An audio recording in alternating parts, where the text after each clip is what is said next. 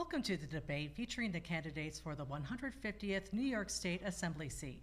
This debate will feature Andrew Molitor, who is running on the Republican and Conservative tickets. Michael Bobseine is running on the Democrat, Working Families and Restore Freedom lines. I'm Julia Ciesla-Hanley, the Public Affairs Director for WRFA, joined by my media partners, Media One Group's Radio's Terry Frank, and Jamestown Post-Journal and Dunkirk Observer's John DiAgostino. This event is broadcasting live on 107.9 FM and streaming on WRFALP.com. WRFA will rebroadcast this debate at a later date. Our panel will pose a series of questions to the candidates to discuss, and each candidate will have the opportunity to ask one question to the other. The candidates will be given 90 seconds each for an opening statement. Afterward, they will have up to 60 seconds to respond to each question, along with 60 seconds for any rebuttals. If a candidate runs out of time, our official timekeeper, Gavin Paternity, will notify the candidate with the following sound. They will then have 5 seconds to wrap up, at which that time I will cut them off. Also, you will be notified when you have 30 seconds remaining on your clock. So, let's begin. We did a coin toss to determine the order for opening statements, and Mike Bobseine will go first, followed by Andrew Molitor. We'll rotate the starting candidate for each question thereafter. So, Mr. Bobseine, you have 90 seconds for your opening remarks. Excellent. Thank you so much, and I really appreciate this opportunity. I'm Mike Bobseine, and I'm running for the New York State Assembly. I have 3 lines for November. We have the Restore Freedom line, we have the Working Families Party line, and we have the Democratic line. The Restore Freedom Party line is there for people who vote the person, not the party, because we aim to represent everyone in this district. I was a county legislator for 10 years. I was chair of that legislature. I was on the Fredonia School Board for 12 years. I was president for 6. I had to work on county and school board budgets for all of that time. And I had to really confront the issue of taxing people and businesses and working through that. And those are tough things to do. And we had some very difficult times as well. I was in family court, and I represented a lot of children and families. And I want to follow in the footsteps of Bill Perman, Raleigh Kidder, Kathy Young, Jess Present, and Pat McGee. They were all in the majority, and I would be in the majority in the Assembly and do good, hard work for all of you. Thank you, Mr. Bobseine. Mr. Molitor, you have 90 seconds for your opening remarks. Thank you. Good evening. I am the first assistant DA in Chautauqua County. I prosecute some of the most serious crimes within our county. I'm the former president of the North County Bar Association, and along with my wife, Celia, I live in Westfield with my 5 children. Since 2019, when the Democrats gained a supermajority in the New York State Assembly and the entire legislature, in fact, they've passed laws that have been an unmitigated disaster for our state. You know, they've deconstructed the criminal justice system and made it easier for people to commit crimes. They've taxed us in all sorts of ways and made it less affordable for us to live in this state. And you know, we are bearing out, right now, we are bearing out the policies of that Democratic supermajority. It's been 5 years. And you know, there's no better statistic, and actually no more shameful statistic of what they've done than we are leading the state in out-migration. It's terrible. And I'm running to do something about it. Thank you, Mr. Molitor. We'll move along to our first question, and this is the only question provided to candidates ahead of time. And that question is, why are you running for state assembly? And then we will start with Mr. Bobseine. Great, thank you. Since I was a child, I've been involved with public service in one way or another. I started with Jack Kemp's campaign back in the early 70s. I don't know if you remember Jack Kemp, but he was a great quarterback for the Buffalo Bills and actually won championships. You know, and I worked on his campaign. And in terms of my education, I went to SUNY Fredonia. That's where I met my wife of 43 years, Susan Parker. and I got a political science degree. I went to SUNY Albany and the Rockefeller School, where I earned my master's in public administration. I've had a lifetime of helping individuals. I've now been working on Meals on Wheels, Habitat for Humanity. I do the Quest, an 8th grade backpacking trip for 4 days out on the trail here on the East Side Overland Trail. I bring experience, I bring education, I bring a commitment to this community. And I can tell you that I will be the hardest working legislator you've ever known. Thank you, Mr. Bobseine. Mr. Molitor, you have 90 seconds for your opening, well, to answer the question of why you're running for state assembly. Thank you. I'm not doing this for me. I don't want to leave my job. I like being a prosecutor. I'm doing this for all of you. You know, our law enforcement is fed up. Their jobs are getting more and more difficult every day because of policies out of Albany. It's not just police officers, it's parole officers, it's correction officers, it's probation officers. And, you know, I have a young family. You know, the largest group leaving New York State is young families. It's because New York has made it unaffordable to live here. There are hidden taxes within our healthcare industry. There are energy mandates that are unworkable and irresponsible, quite frankly, that are putting all of us, that are making it more and more difficult for us to live. Our utility bills are going up. We can't afford it anymore. We need to do something about it, and I am going to be your representative in the New York State Assembly that's going to fight just as hard as Andy Goodell has fought for us over the last 14 years. Good to be with you, Julia, and Jack D'Agostino as well.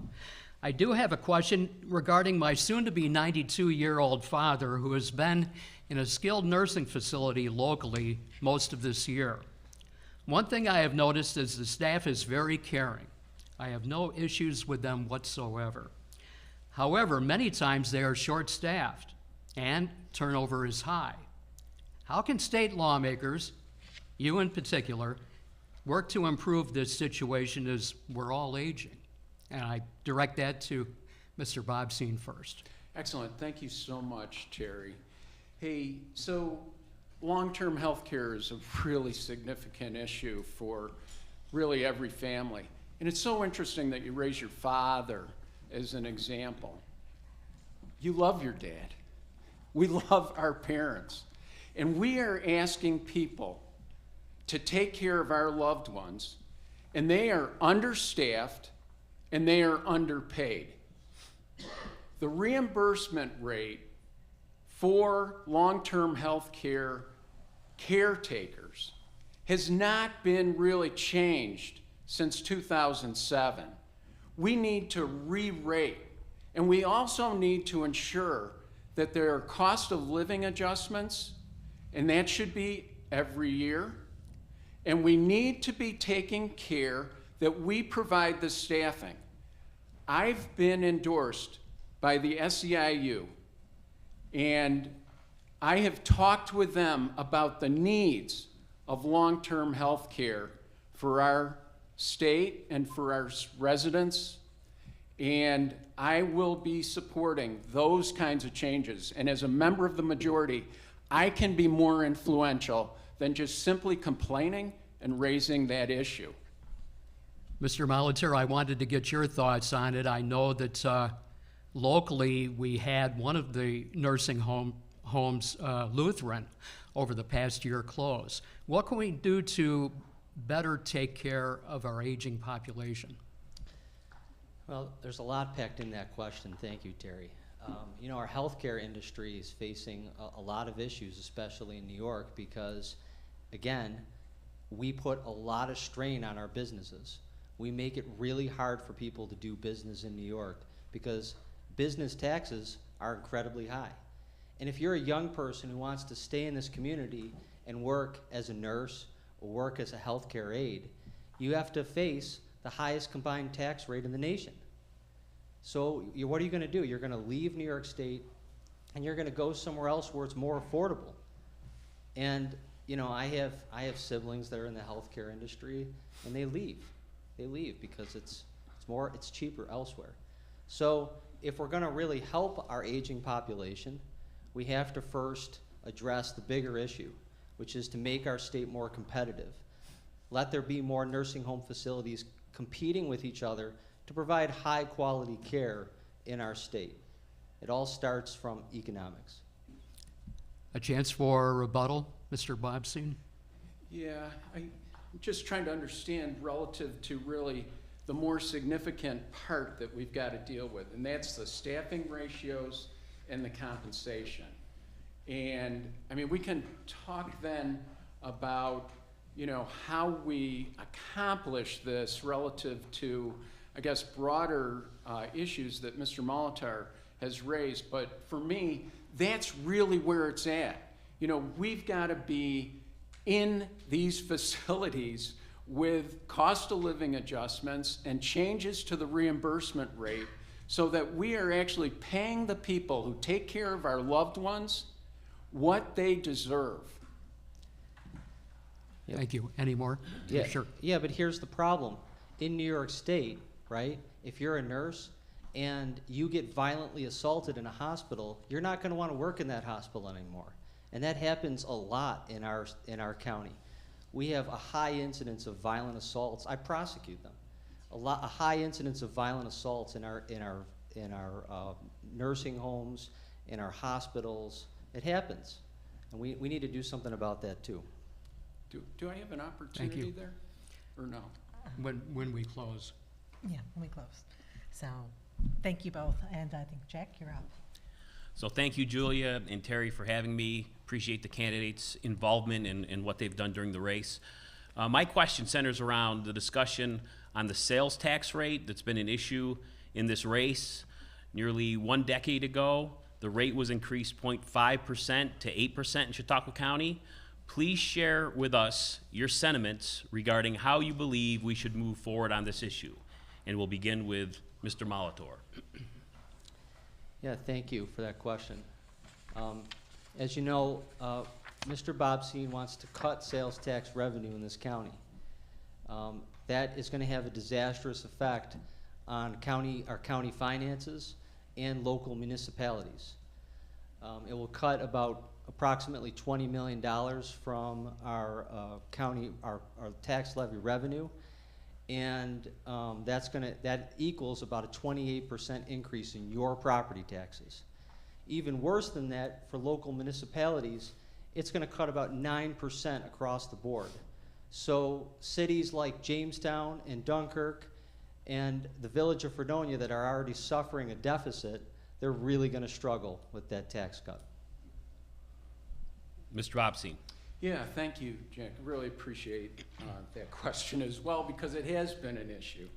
And it's really interesting to be in a situation where, you know, I'm the one that's advocating a sales tax cut, and it's the wrong cut. It's the wrong tax to cut.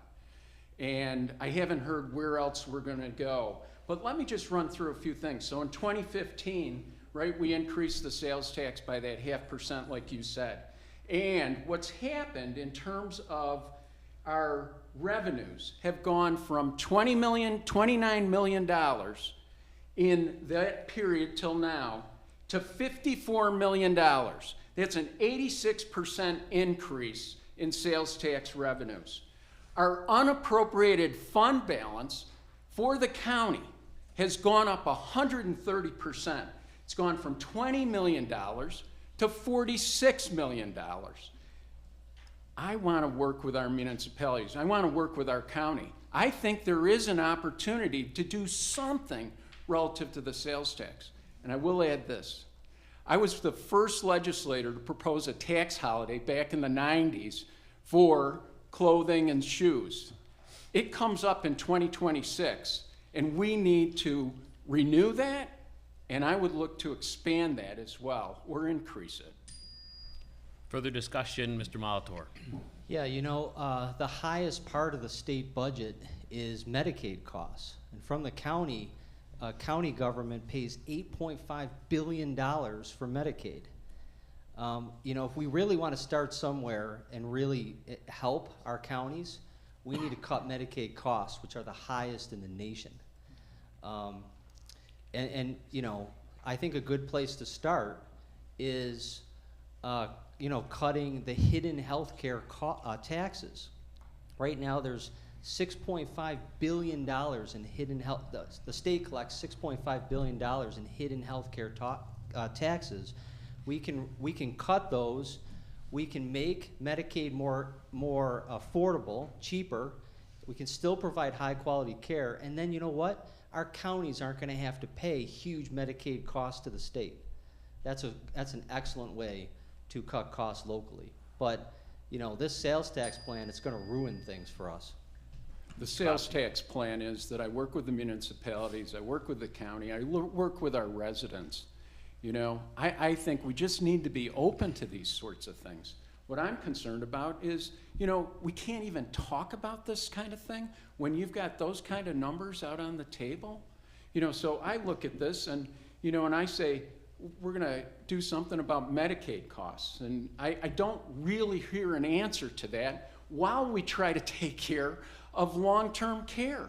You can't have both things there, you know? And so I'm concerned, not only that, but being in the minority, and I'll just point this out, you're not going to have an effect. Andy Goodell, he sponsored 43 bills over these last 2 years. 2 very minor bills were adopted. In the majority, I will have more influence. And I can actually get these kinds of things done. It'll be a game changer. Thank you. Thank you. Next question is, what are your views on the state's Freshwater Wetland Act? As we know, it does have an impact on Chautauqua Lake. And do you have any changes you would propose to that? And I believe we start this question with Mr. Molitor. Thank you for that question. It's a terrible law. It's again another example of how the Democratic majority in Albany passed a law that they didn't get any input on how it was going to affect our communities. And now what it's done is it's drastically expanded the wetland designation to include lakes. That's what they did. They increased it to include lakes. And you know, it's creating a lot of unnecessary anxiety for people.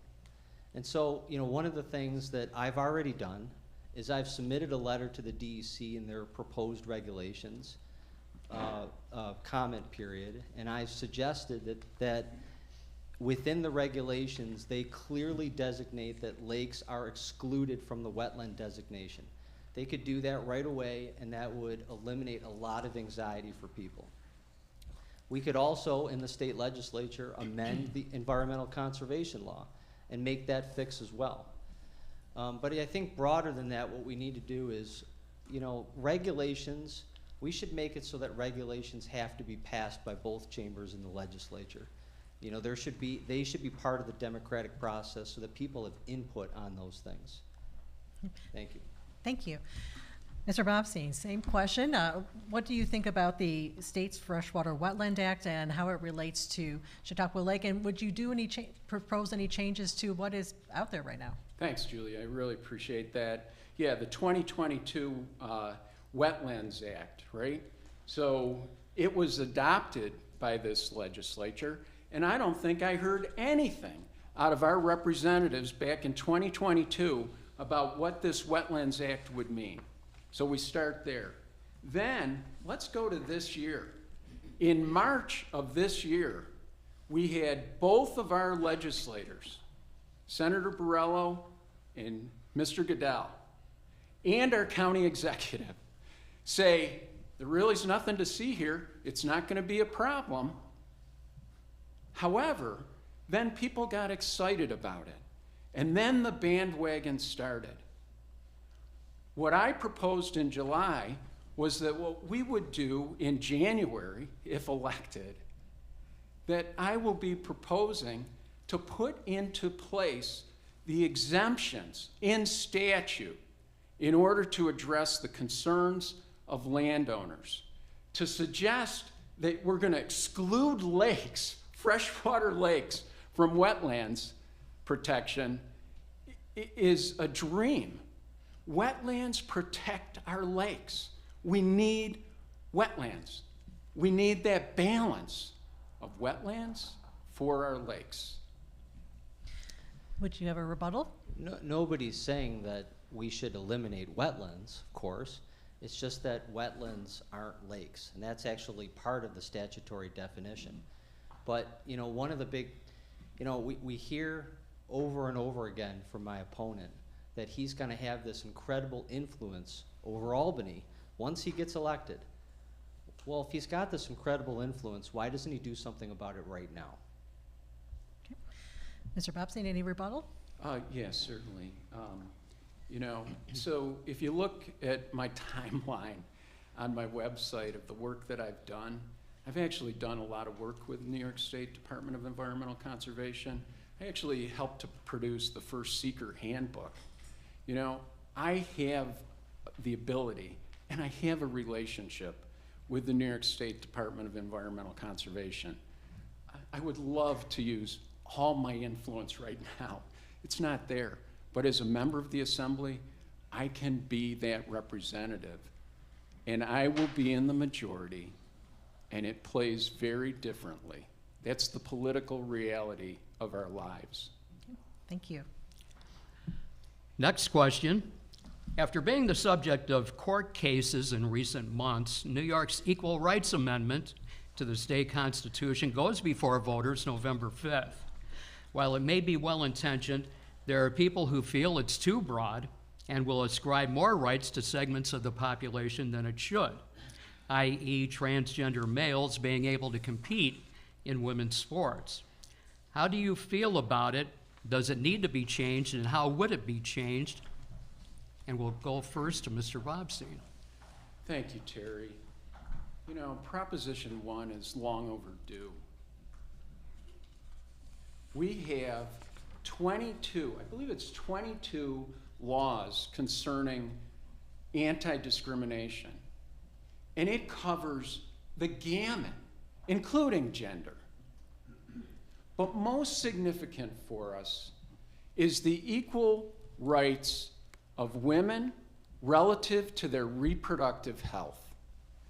It is long overdue. When people argue that, hey, we've got these laws, we don't need to change anything, why would we put it in the Constitution? I point to the Dodd's decision and I say, this is what happens. After 50 years, women had their reproductive choice taken away. I look at gender, and I've got to tell you, this is not new stuff. Since 2015, the State Education Department has been working on this issue. We have creating a safe, supportive, affirming school environment for transgender students. We're talking about kids. We're talking about children. We're talking about valuing everybody. We're talking about making sure that everyone matters. Mr. Molitor, does this value everybody? It does not. Proposition 1 is the most dangerous piece of legislation that New York has ever passed, and they're asking voters to approve it. You know, I'm for equal rights. Everyone is for equal rights that I know. And all the protections that Mr. Bobseine is saying we should have in New York, we already have. But Proposition 1 will violate parental rights. It will strip them away. It will violate your free exercise to practice your religion. But the most dangerous thing about it, and go ahead, read it. Go read it. Don't wait till November 5th to flip over your ballot and get the shortened version from the BOE.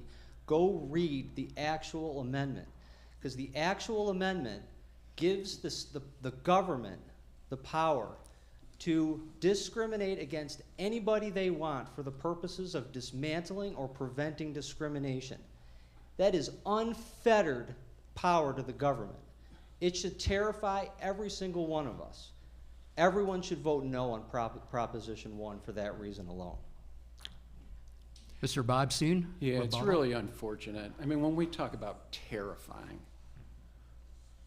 I think about kids who need to be supported.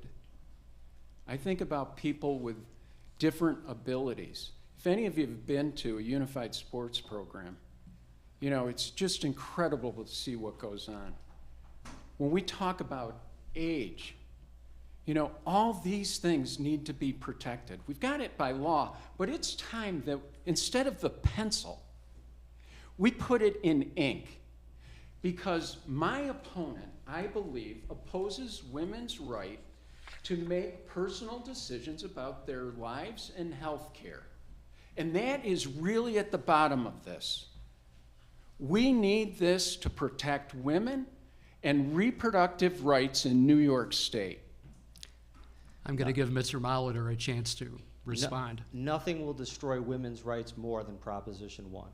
If Proposition 1 passed, then men will be able to go into women's spaces whenever they want. They'll be able to play women's sports. They'll be able to apply for women's scholarships. They'll be able to go into women's clubs, into women's bathrooms. This is the most anti-woman piece of legislation that New York has ever passed. Mr. Bobseine, I'll give you 15 seconds. Yeah, we need to protect women against themselves is what I'm hearing. And, you know, again, I point you to this 42-page guideline. This has been going on since 2015. And so to suggest somehow that this is terrifying and needs to be Thank you. whatever. So we've addressed this issue a little bit already tonight, but New York remains a state that leans left due to downstate politics. How will your work on a state level to get things done in our rural region that is becoming predominantly Republican? We'll begin with candidate Molitor. I'm sorry, our region that's becoming predominantly. How will you work on a state level to get things done in our region that's becoming predominantly Republican despite the state blue? Well, you know, I think that it's important to have the opposite point of view in state government. And, you know, one-party rule hasn't done us any favors. It really hasn't. And having more of one-party rule isn't going to do us any more favors. It's just going to strip us of more and more rights. It's going to make it harder for us to afford to live in this community. We're going to continue to see the same problems that we have. You know, businesses leaving, people leaving, more crime. We're only going to have those issues are only going to increase. But I do feel that, you know, with respectful conversation and respectful argument, that you can do a lot of good. You know, sometimes a bill is suggested in the legislature, and it takes somebody like Andy Goodell to stand up and say, hey, that bill is poorly drafted. That bill is wrong, and maybe that inspires changes in that bill. And you know, also, look, Senator Borrello and Assemblyman Goodell, I don't need to defend their record. They've done a lot for our community. You know, they've brought in a lot of resources. You know, we wouldn't have some of the things we've had without their advocacy. So I think I can do a lot as a Republican for now in the minority in the state legislature. Candidate Bobseine. Yeah, thank you, Jake. Again, Raleigh Kidder, Bill Parment, Jess Present, Pat McGee, Kathy Young, all of them were in the majority, and they got things done in the majority. As soon as Kathy Young ran and it was determined that she would be in the minority, she quit because she knew that she couldn't be effective any longer. I point to agriculture. When farmers win, we all win. I'm stealing that from, you know, Dennis Webster, who stole it from Land O'Lakes. You can look that up. As a legislator in the county, I worked to support Cornell Cooperative Extension. I worked with and supported Soil and Water Conservation District. Those are the kinds of programs that I want to lend support to. I went to the Farm Bureau meeting. The Farm Bureau meeting, They were celebrating legislative victories. There was a good list. And I said to them, look at your list. It was Democratic senators. It was Democratic assembly members that passed those bills, that sponsored them. I will work with upstate representatives to do that kind of work for our agricultural community. Any further comment? Yeah, look, it's also Democrats that passed Tax and Invest last year, which is going to increase natural gas prices by 80%. This is according to the Democrat DEC commissioner. It's going to increase natural gas prices by 80%, and the price of a gallon of gasoline by 62 cents. That's going to devastate farmers. So, yeah. Any further comment? Well, I guess I would just say, I would work very hard to make sure sales tax is a great example. Farmers are exempt from sales tax. I would want to make sure that that kind of thing continues. I want to be that helpful. It's going to kill their property taxes, though. I'm sorry. I don't mean to talk over you. Oh, All right. apology Thank you. accepted. Thank you, both of you. So my question would be, public safety remains a top issue in New York State. Governor Kathy Hochul created the Gun-Involved Violence Elimination Initiative, which the city of Jamestown participates in, to decrease the number of violent incidents involving guns. She and the state legislature have also enacted bail reform, which ended the use of money bail and jail for most cases involving misdemeanors and lower-level felonies. What do you think needs to be done where public safety is concerned in New York State? And we'll start with Mr. Bobseine. Yeah, thank you so much, Julia. Look, I've been out front on this really since February when I announced, and that is that in terms of bail reform, judges need more discretion, just full stop. I stated it early on, and that's where I've been. I also think that we need to have a provision. It's not just risk of flight that should be part of the bail reform consideration for a judge. It should also be, is the person a threat to themselves or to others? So when we look at something like arson, a judge should have that discretion to say, this makes no sense. I've got to protect the community. And so I support those kinds of changes. I also would propose, when I get to Albany, if I should be so lucky, that we put into place a persistent misdemeanor offender provision so that we pick up people who are actually committing those misdemeanor crimes and that they would be subject to the discretion of a judge, but relative to setting bail. There are things that we could do. I would work on those things, and I think I could be successful with the support of really all the folks here. Thank you. Mr. Molitor, in your opinion, what are some of the things that could be done where public safety is concerned in New York State? Yeah, thank you. I agree with what Mr. Bobseine has said about giving judges discretion. I think that's needed. I also think that, we don't really need to change, we don't need to make a persistent misdemeanor statute. What we could do is make it so that if you get arrested on any crime, and while you're out awaiting trial, you commit another crime, you're automatically remanded without bail. But, again, we're in this situation because of the Democratic majority in Albany. And they're not going to listen to Mr. Bobseine. They're just not. And it's not just bail that's the issue. They've deconstructed all sorts of laws.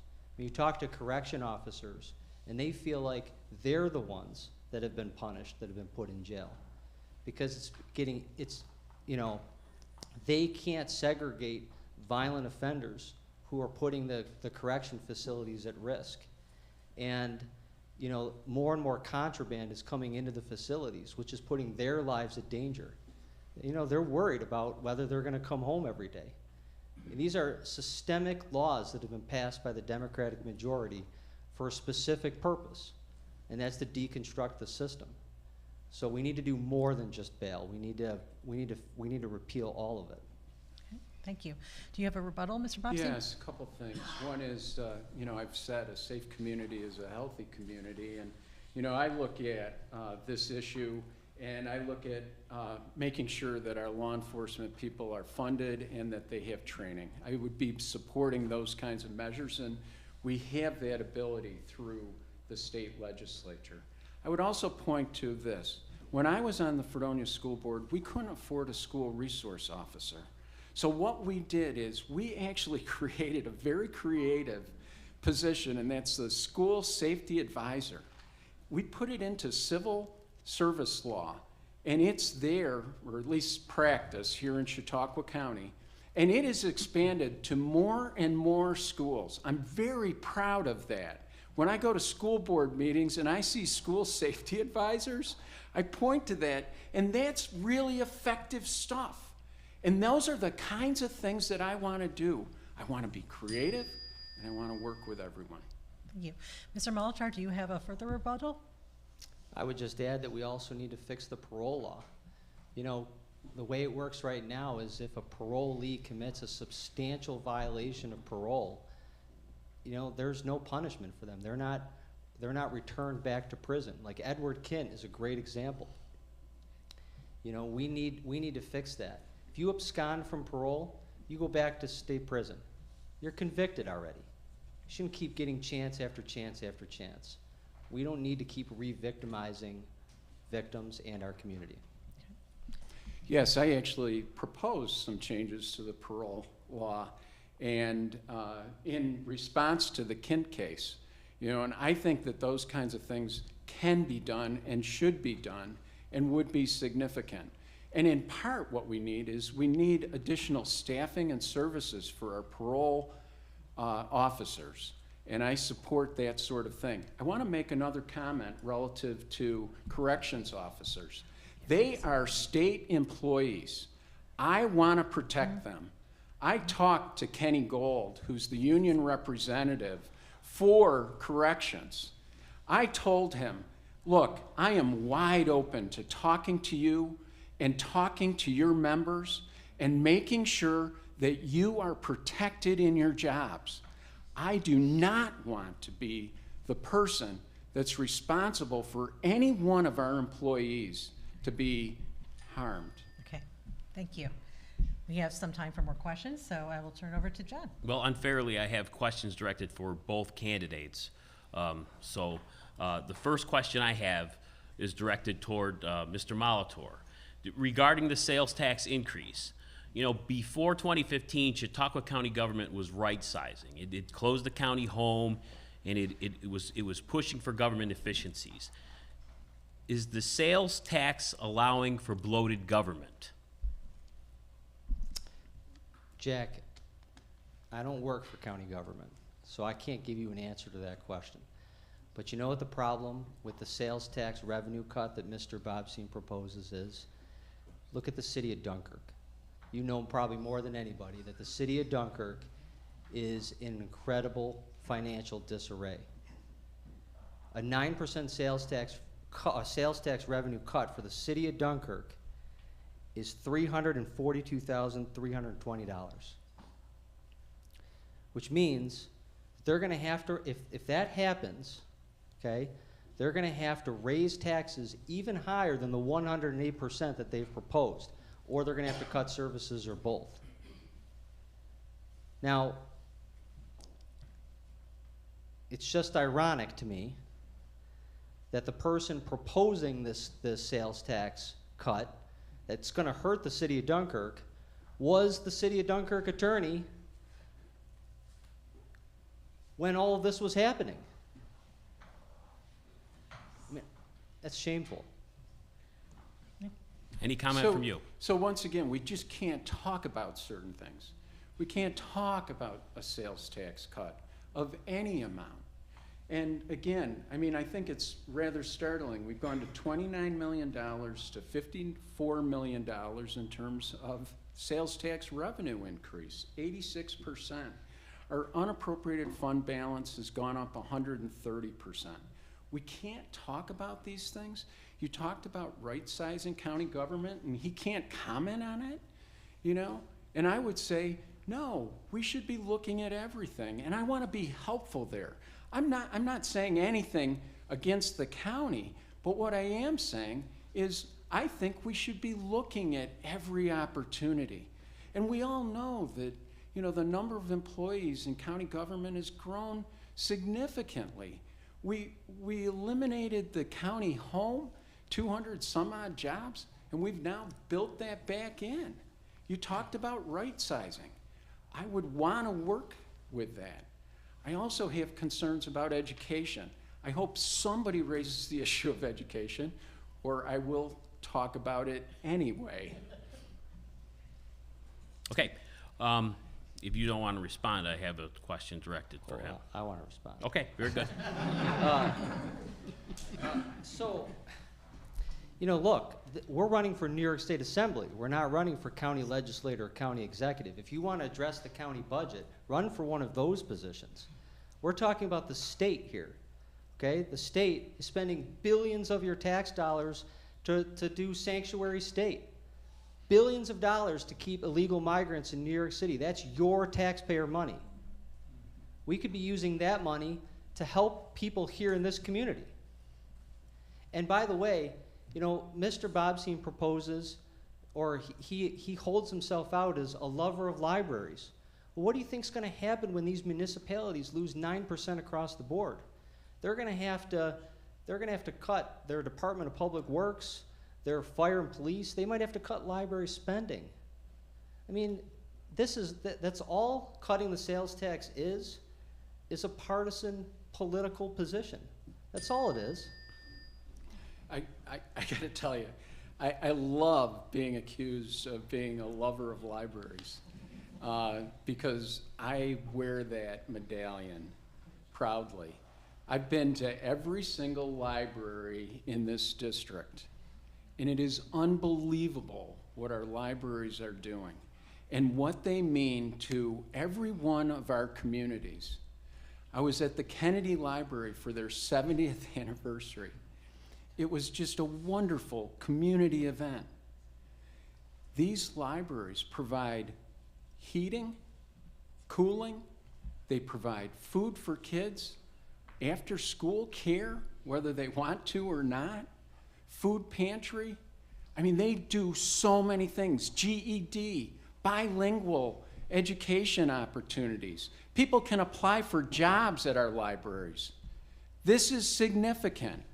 And I will get additional funding, if at all possible, for those libraries.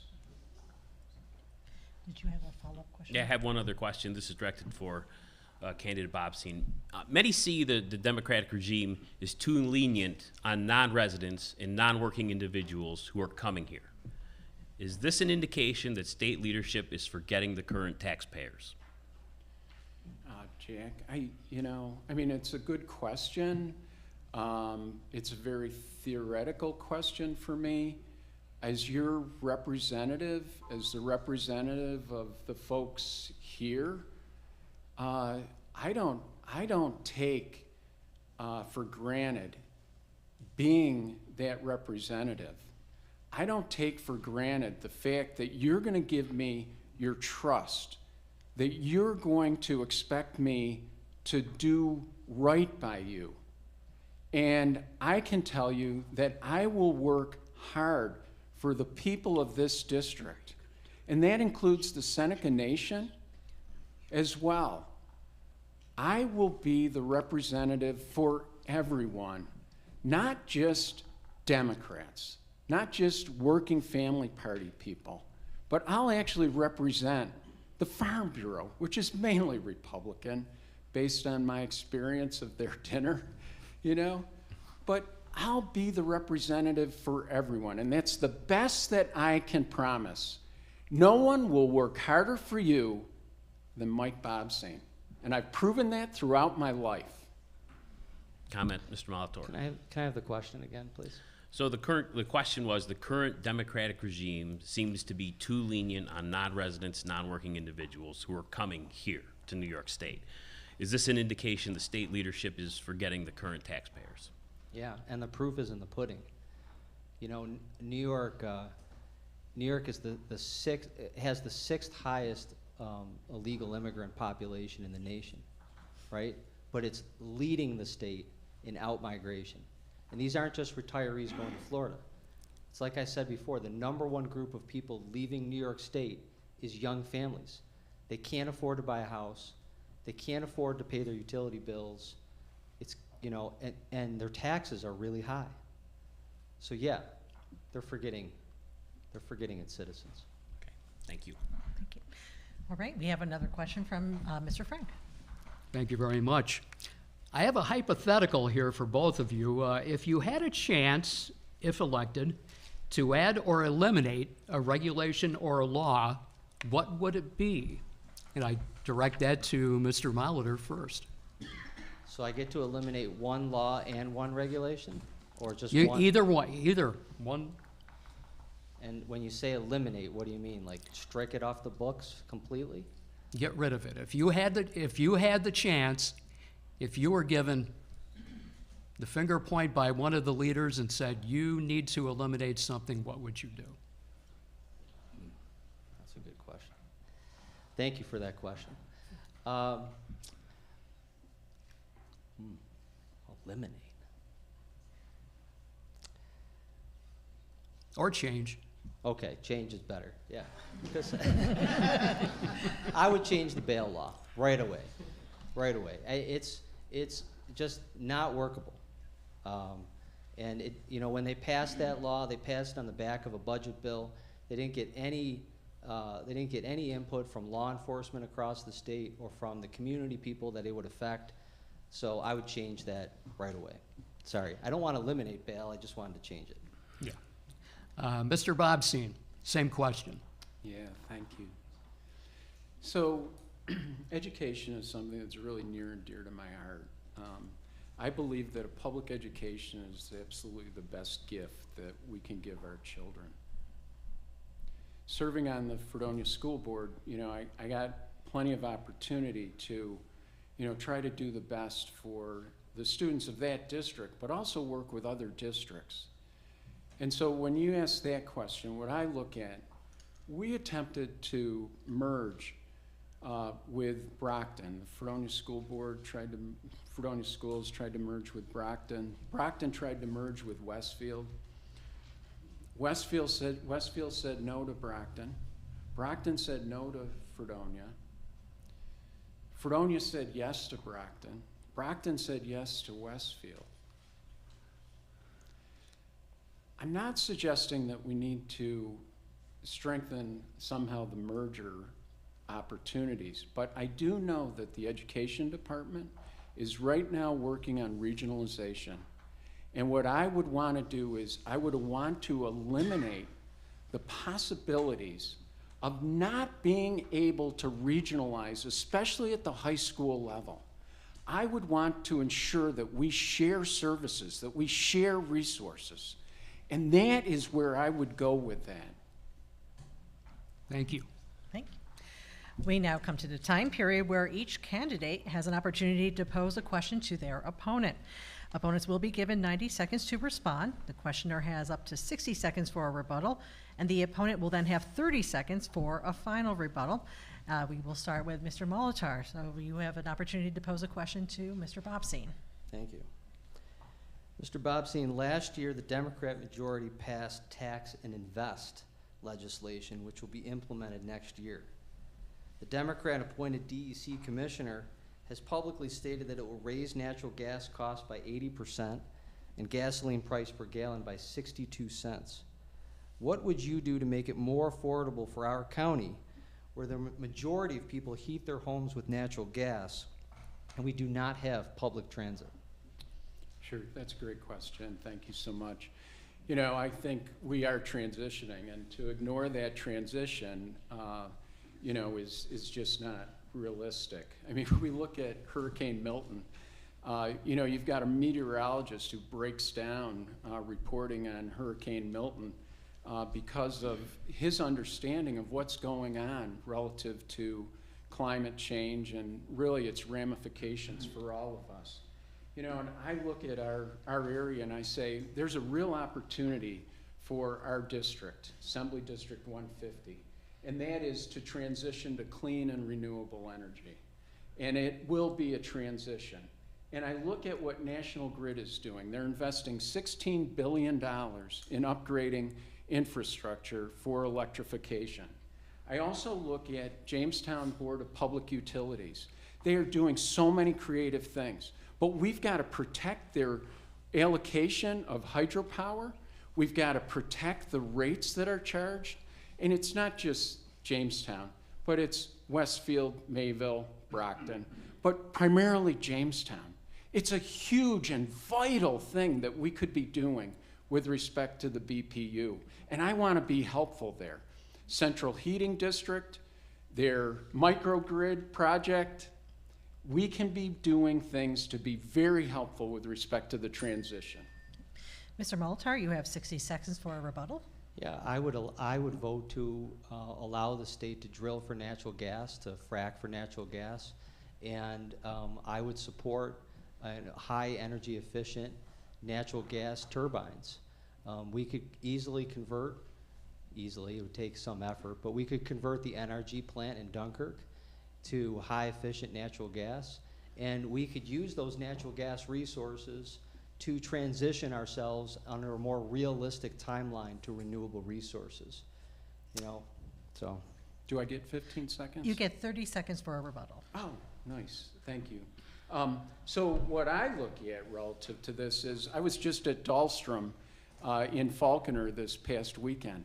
You know, their manufacturing process right now, I'm not going to say the percentage, it's a very large percentage of their work right now is going into solar arrays. When I look at Anderson Precision, they are producing manufactured goods for the transition to clean, renewable energy. And then I'll talk about Cummins some other time. Okay, thank you, Mr. Bobseine. Mr. Bobseine, you now have your opportunity to ask Mr. Molitor a question of.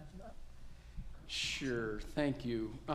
So, Mr. Molitor, if elected, will you work or vote to repeal our 2019 Women's Reproductive Health Act and or the 2011 Marriage Equality Act? Is that two questions? No, it's one question. Okay.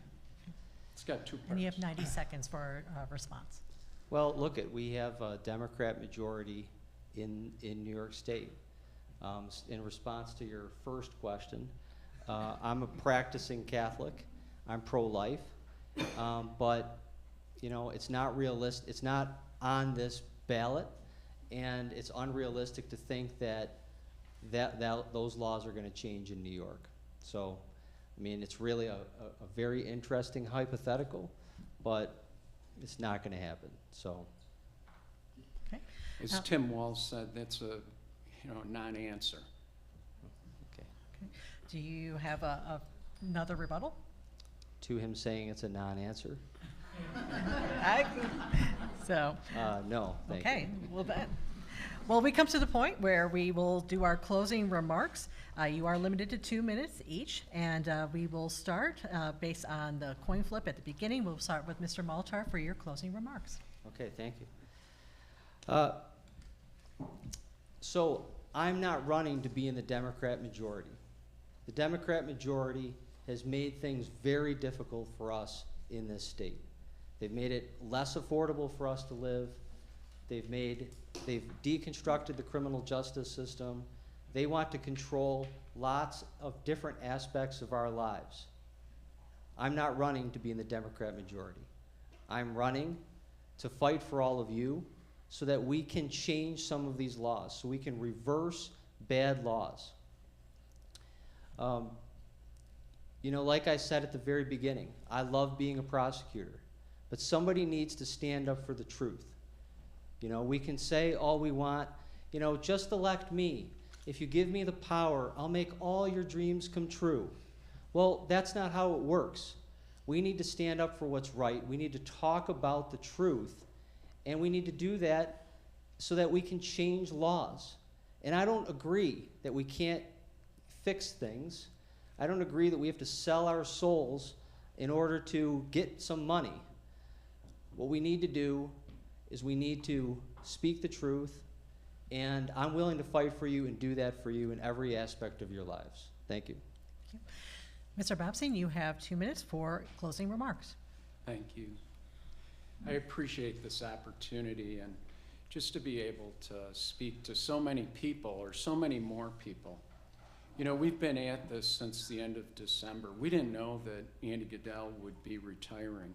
We weren't sure what would be happening, but we thought that this was a great opportunity to try to do something really useful for our community. We've met so many great people over this past year. We have had fantastic experiences. We did our 127-mile bike and walk across the district.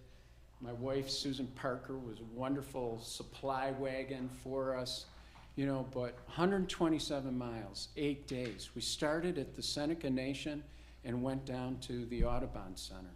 We met, again, so many great people. We've gone to every single library. I've been to virtually all of the school boards. I'm gonna probably miss 1 or 2 before Election Day, but I've been to those school districts. I've gone to wonderful restaurants and we've had great meals. I've been to a lot of different businesses. I've been to festivals. I've been to community organizations. What I have found is that we are an incredibly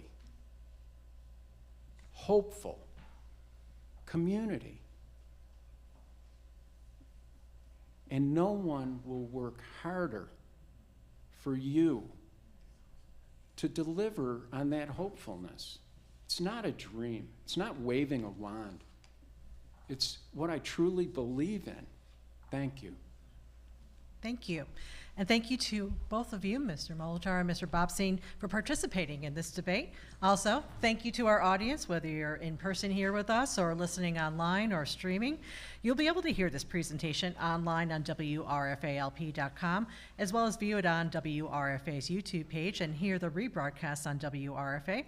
On behalf of our media partners, Mr. Terry Frank of Media One Group and WJTN, and Post-Journal and Observers, John D'Agostino, as well as the entire WRFA and Reg Lenna Center for the Arts team, thank you for being with us tonight, and good night. Thank you.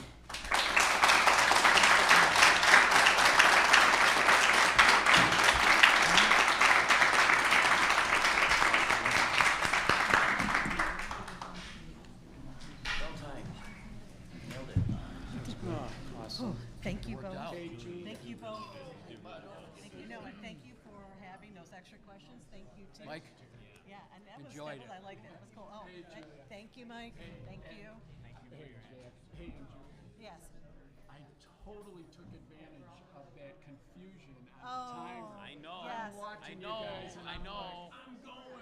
I know. And I didn't know what happened because I think I asked you a question.